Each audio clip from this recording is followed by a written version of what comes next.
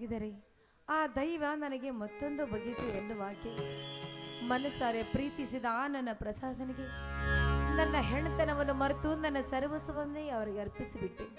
ಆದರೆ ಈ ನನ್ನ ದೇಹದೊಟ್ಟಿಗೆ ಚೆಲ್ಲಾಟ ಮಾಡಿದ ಆ ನನ್ನ ಪ್ರಿಯತಮ 3, 4, 5, 6 ತಿಂಗಳ ಕಳೆದರೂ ಕೂಡ ಅವರ ಮುಖ ದರ್ಶನವೇ ನನಗೆ ಕಾಣದಾಯಿತು.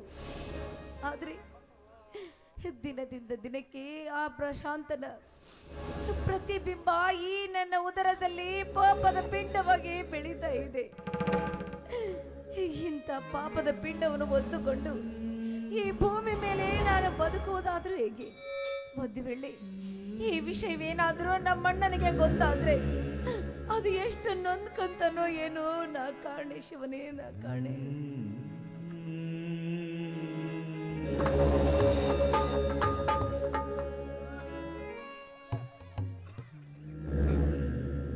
ನೊಂದುಕೊಳ್ಳದೆ ನನ್ನ ತಂಗಿ ಮದುವೆಗೆ ಮೊದಲೇ ತನ್ನ ಹೆಣ್ಣುತನವನ್ನು ಮರೆತು ಆದರದ ಗರ್ಭ ಧರಿಸಿ ಪವಿತ್ರಳಾದವಳು ಈಗ ಅಪವಿತ್ರಳಾಗಿದ್ದಾಳೆಂದು ಸಂತೋಷದಿಂದ ನಗೆಯಾಡಲೇ. ಅಣ್ಣ, ಹಾಗಾದ್ರೆ ಈ ವಿಷಯ ನಿಮಗೆ ಪವಿತ್ರ, ಈ ವಿಷಯ ನನಗೆ ಹೇಗೆ ಗೊತ್ತೆಂಬ ಪರಿಕಲ್ಪನೆ ಅಲ್ಲವೇ?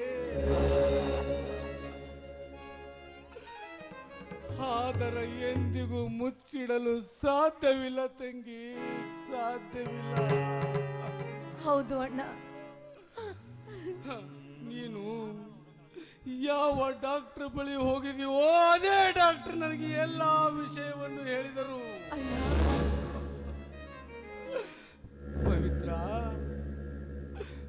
ಒಬ್ಬಳೆ ತಂಗಿ ಎಂದು ಪ್ರೀತಿ ವಾತ್ಸಲ್ಯದಿಂದ ಸಾಕಿ ಸೆಳೆಯುವುದಕ್ಕೆ ಈ ನಿನ್ನ ನನಗೆ ತಕ್ಕ ಬಹುಮಾನ ಕೊಟ್ಟೆ ಅಮ್ಮ,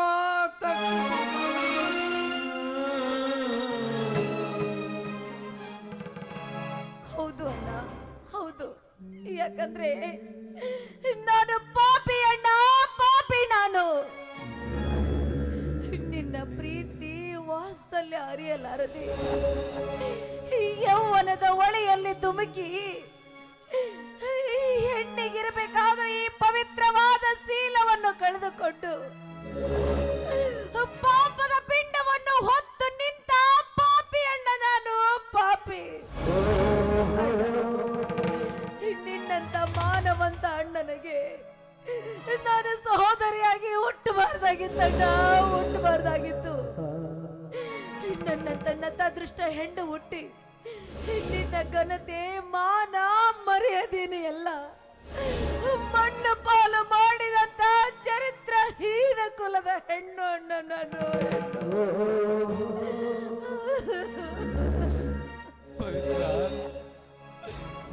ಪ್ರೀತಿ ವಾತ್ಸಲ್ಯದ ಅಂತವೇ ಮದುವೆ ಎಂಬುದು ಒಂದು ಗ್ರಹ ಬಂಧನ.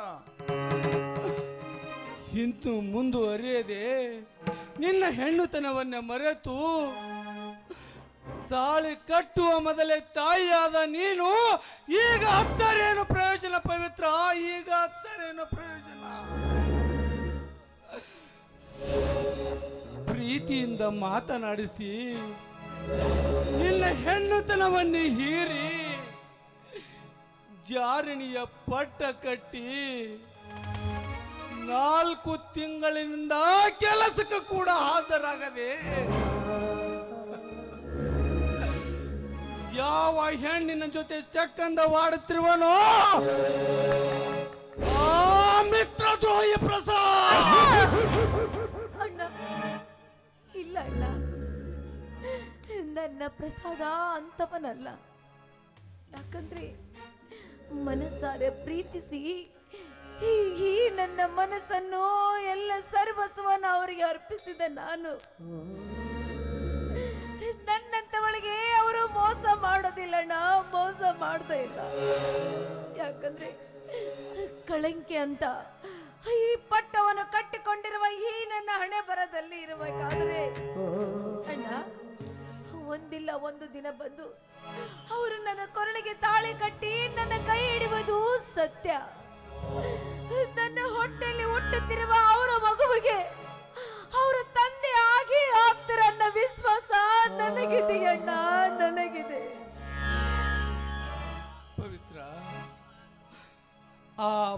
ಪ್ರಸಾದನ ಮೇಲೆ ಇಟ್ಟಿರುವ ನಂಬಿಕೆಯೇ ಈ ನಿನ್ನ ಜೀವನಕ್ಕೆ ಆಪತ್ತು ಬಂದಿದೆಯಮ್ಮ. ಆದುದೆಲ್ಲ ಮರೆತು ಬಿಟ್ಟು ನಿನಗೆ ಹತ್ತಿರುವ ಈ ಕಳಂಕವನ್ನು ಆರಿಸಲು ಪ್ರಯತ್ನ ಪಡು ತಂಗಿ. ನಾಳೆ ಈ ಸಮಾಜ ನಿನ್ನನ್ನು ಜಾರಣಿ ಎಂದು ಕರೆಯುವ ಮೊದಲೇ ಗೃಹಿಣಿಯ ಪಟ್ಟ ಕಟ್ಟಿಕೊಂಡು ಈ ಸಮಾಜದಲ್ಲಿ ತಲೆ ಎತ್ತಿ ಬಾಳು ತಂಗಿ, ತಲೆ ಎತ್ತಿ ಬಾಳು. ಅಣ್ಣ, ಏನ್ ಹೇಳ್ತಿದ್ದೀಯ ಅಣ್ಣ ನೀನು?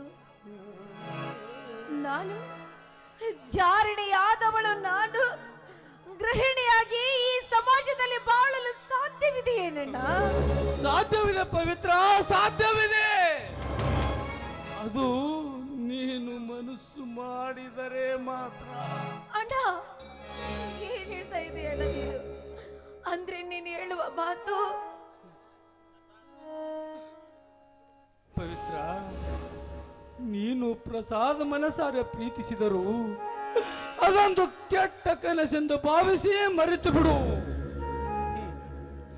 ನಿನ್ನ ಹೊಟ್ಟೆಯಲ್ಲಿ ಬೆಳೆಯುತ್ತಿರುವ ಅವನ ಪಾಪದ ಪಿಂಡವನ್ನು ತೆಗೆದುಹಾಕಿ ನಿನ್ನ ಬಾಳಿನ ದಾರಿ ಸುಗಮ ಮಾಡಿಕೊ ತಂಗಿ.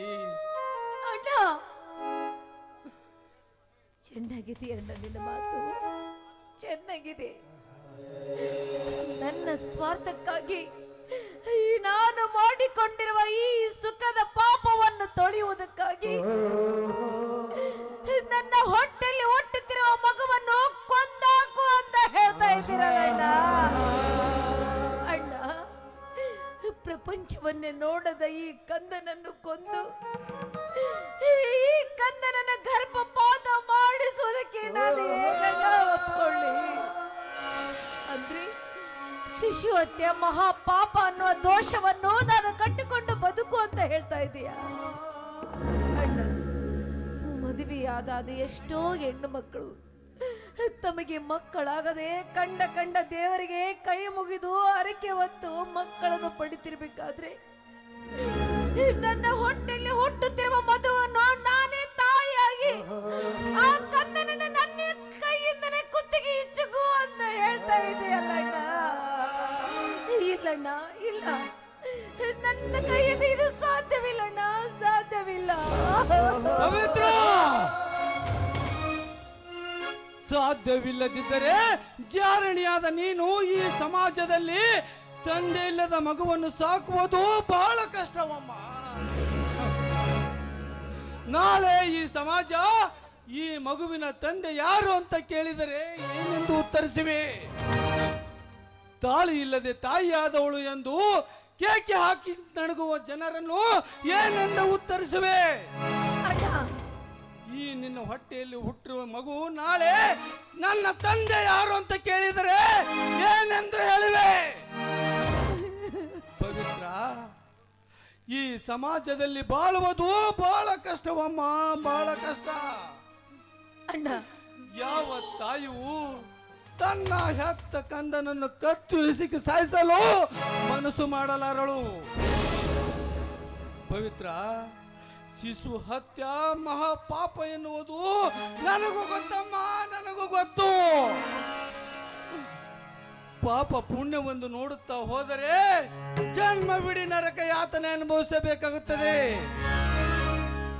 ನಾಳೆ ಈ ಸಮಾಜಕ್ಕೆ ಈ ವಿಷಯ ಗೊತ್ತಾಗುವ ಮೊದಲೇ ಗರ್ಭಪಾತ ಮಾಡಿಕೊಂಡು ನಿನಗೆ ಹತ್ತಿರುವ ಕಳಂಕವನ್ನು ಅಳಿಸಿ ಹಾಕಲು ಪ್ರಯತ್ನಿಸು. ಪವಿತ್ರ, ನನಗೆ ಪರಿಚಯ ಇರುವ ಒಬ್ಬ ಡಾಕ್ಟರ್ ಇದ್ದಾರೆ, ಅದಕ್ಕೆ ಹೋಗೋಣವೇ ತಂಗಿ? ಅಣ್ಣ, ನೀನು ಏನೇ ಹೇಳಿದ್ರು ನನ್ನನ್ನು ಕೊಂದು ಹಾಕಿದ್ರು ಚಿಂತೆ ಇಲ್ಲ. ನಾನು ಮಾತ್ರ ನನ್ನ ಮಗುವನ್ನು ಗರ್ಭಪಾತ ಮಾಡಿಸಲಾರೆ. ಅಣ್ಣ, ಈ ನನ್ನ ಮಗುವನ್ನು ಚೆನ್ನಾಗಿ ಪೋಷಿಸ್ತೀನಿ, ನನ್ನ ಮಗುವಿಗೆ ಜನ್ಮ ನೀಡ್ತೀನಿ, ಅದನ್ನ ಚೆನ್ನಾಗಿ ಬೆಳೆಸ್ತೀನಿ ಅಣ್ಣ, ಬೆಳೆಸ್ತೀನಿ. ಈ ಸಮಾಜ ನನಗೆ ಜಾರಣಿ ಅಂದ್ರೆ ಪರವಾಗಿಲ್ಲ, ಕಳಕಡಿ ಅಂದ್ರೆ ಪರವಾಗಿಲ್ಲ. ಈ ನನ್ನ ಮಗುವನ್ನು ಮಾತ್ರ ಯಾವುದೇ ಕಾರಣಕ್ಕೂ ನಾನು ಕೊಂದಾಕೋದಿಲ್ಲ, ಕೊಂದಾಕೋದಿಲ್ಲ. ನೀನು ಏನೇ ಹೇಳಿದ್ರು ಇದು ನನ್ನ ಕೊನೆಯ ನಿರ್ಧಾರ ಅಣ್ಣ, ಕೊನೆಯ ನಿರ್ಧಾರ. ನಿನ್ನ ಒಳ್ಳೆಯದಕ್ಕಾಗಿ ನಾನು ಹೇಳುತ್ತಿದ್ದರೆ ನಿನ್ನ ಹಠವನ್ನೇ ಸಾಧಿಸುವ ನಿನಗೆ ಈ ನನ್ನ ಮನೆಯಲ್ಲಿ ನಿನಗೆ ಸ್ಥಾನವಿಲ್ಲ.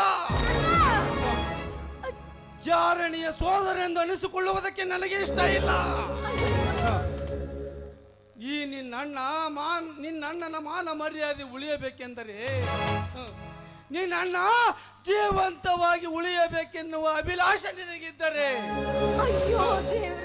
ನಿನ್ನ ಹೊಟ್ಟೆಯಲ್ಲಿ ಹೊತ್ತು ನಿಂತಿರುವ ಈ ಪಾಪದ ಪಿಂಡವನ್ನು ನನಗೆ ಕೂಡ ಮುಖ ತೋರಿಸದೆ ಎಲ್ಲಿಯಾದರೂ ಹೊರಟು ಹೋಗು. ಪವಿತ್ರ, ನಿನ್ನಂತ ಸೋದರಿ ಇದ್ದರೇನು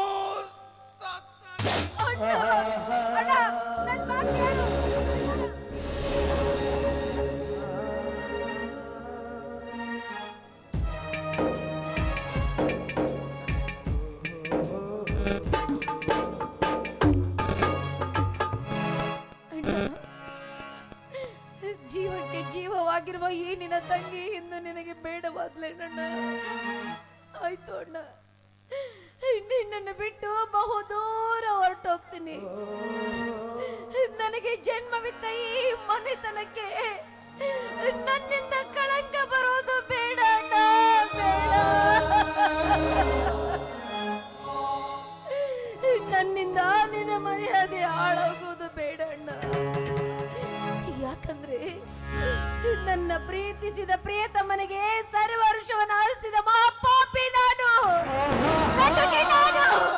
ನಯವಂಚಕಿ ನಾನು.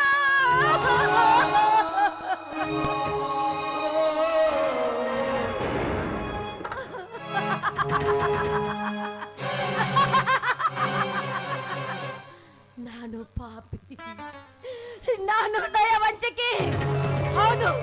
ಶೀಲವನ್ನು ಕಳೆದುಕೊಂಡ ಹುಚ್ಚೆ ನಾನು.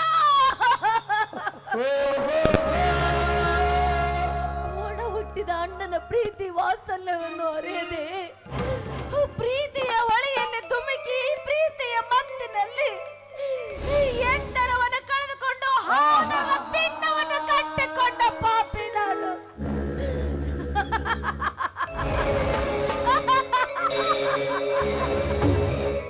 ನಾನು ವಂಚಕಿ,